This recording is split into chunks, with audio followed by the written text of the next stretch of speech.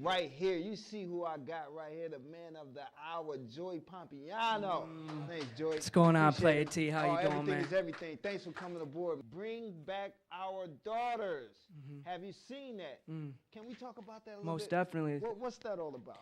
Bring Back Our Daughters is an 8-minute short film that I put together.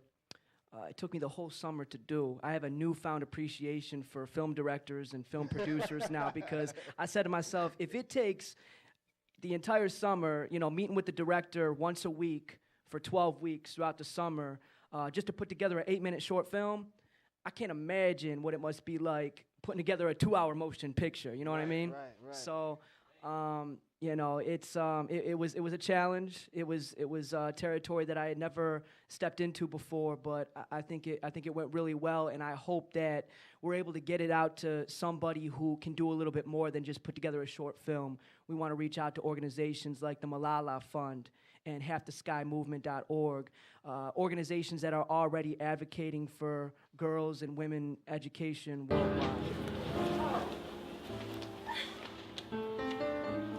Well, I am officially out of here. How long are you staying? I gotta get this done. Don't work too hard. All right, have a good one. All right, take care, Felicia. See you later.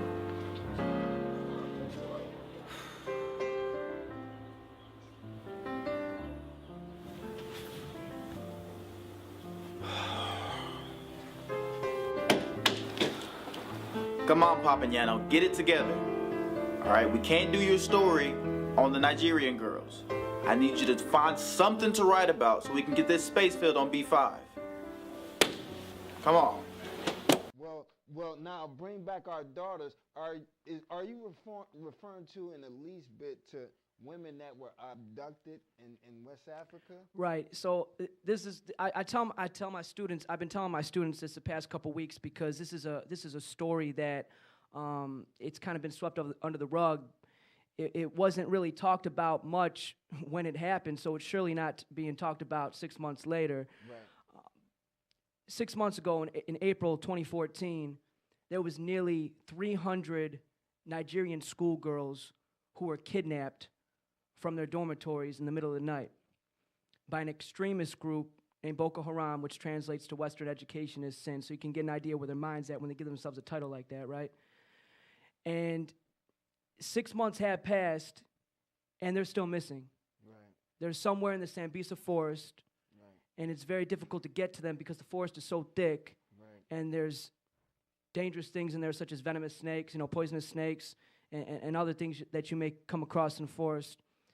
And it's important for us to keep in mind that these girls, they were kidnapped for the simple fact that they were in school. Right. And in many parts of the world, men do not want females to get an education. They don't want them in school. Sheesh. What you about to do, man? I'm writing the story. All right, Joey. Don't get fired. See you tomorrow, bro. All right, take care, man.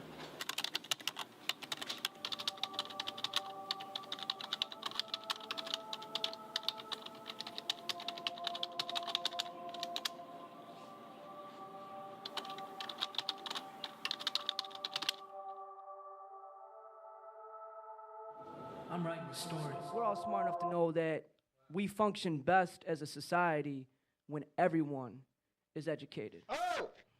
Now, you know who was second that notion? The woman, the young woman who just won the Nobel Peace Prize. I really can't say her name correctly, so I'd rather not say it. Malala Yousafzai. There you Malala Yousafzai, she's the young Pakistani girl who, she is the youngest ever to win the Nobel Peace Prize at 17 years old. And she was shot in the face. Did you hear what she said, though? She said that when the gunman, she was on a bus, right, with friends, right, and when the gunmen approached the bus and got on the bus with their arms and everything out, and you know, she was afraid, and you know, and so she said that she had two choices: either be afraid and don't say nothing and die, or be afraid and say something and die.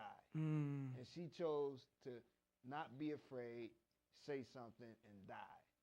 And that's when they pulled their weapon, and they shot her, I think, like 3 times. And one of the bullets struck her head. But she's alive today, and like Joy, says, she was the youngest person ever to win a Nobel Peace Prize. She shared it with another individual. But, what I want to know, you're championing women's right to have an education, to go further in life, because you feel that balance is life. Now, that's big. Now, some people want to know, why would you care, Joy? You on a whole nother continent of land. These girls, was not even of your culture. Right. So why should anybody like Joy Pompiano, who's got things that he's got going on over here, why should he be concerned with that? Well, first off, I don't think that you should feel the need to belong to a particular culture to have love for, just humankind. Right. I mean, I don't feel like, you need to be African American to care about what's going on in Ferguson, Missouri. I don't think that you need to be of Middle Eastern descent to care about what's going on in the Gaza Strip, so on and so forth. So that's never, me, Playa T. That's never been an issue, and I hope that others would care about the Italian community as much as I care about everybody else.